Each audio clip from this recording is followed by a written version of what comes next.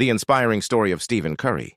Mga kaibigan, alam nyo ba na kahit ang isang maliit na tao sa basketball world ay kayang maging pinakamalaking pangalan?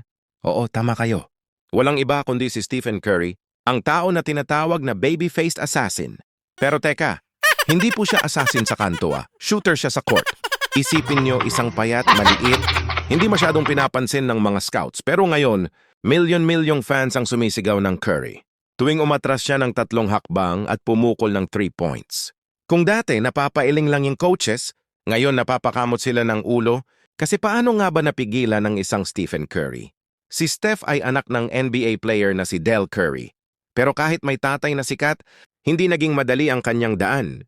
Sa college recruitment, halos walang schools ang pumansin sa kanya dahil maliit daw, mahina daw, at hindi daw tatagal sa NBA.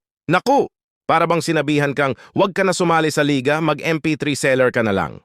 Pero dito nagsimula ang laban. Pumasok siya sa Davidson College, isang maliit na eskwelahan na halos walang nakakarinig. Doon siya nagpakitang gilas, nagdala ng underdog team hanggang NCAA tournament spotlight. At mula noon, hindi na siya napigilan.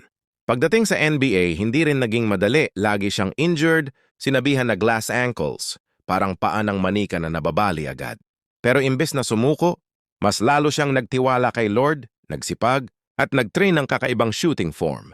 Ang dating mahina ay naging hari ng 3 points. At sa climax ng kanyang career, tinawid niya ang Golden State Warriors mula 0 hanggang dynasty, champion, MVP, at isa sa mga binago ang mukha ng basketball. Ito ang aral. 3. Ang disiplina at sipag nagbubunga ng hindi matatawarang resulta. Kat ang pananampalataya kay Lord ang tunay na lakas. 5. Kapag pinagsama ang talent at tiwala sa Diyos, walang imposible. Kung si Curry nga, na maliit at madalas ma-injure, ay nagtagumpay dahil hindi siya sumuko, paano pa kaya tayo na may Diyos na laging nasa tabi natin? Mga kapatid, sa buhay natin, madalas tayong mahina, rejected, o underestimated ng tao.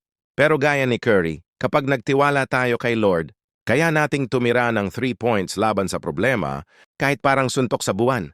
Sabi sa Philippians 4:13, I can do all things through Christ who strengthens me.